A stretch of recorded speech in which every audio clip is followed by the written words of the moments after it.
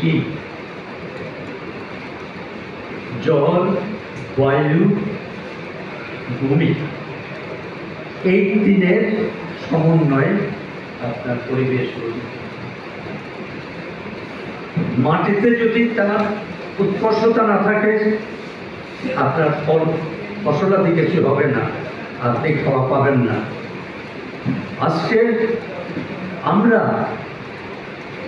আমাদের পরিবেশকে, বিশেষ করে বায়ু এবং জল, এই দুইটাকে এত কলুষিত করেছে, আগামী প্রজন্মের কাছে আপনাকে আমাকে এই জন্য জবাব দিতে হবে।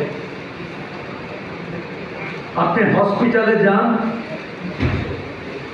কিরকম মানুষ ঘিস ঘিস করতে চিকিৎসা পায় না।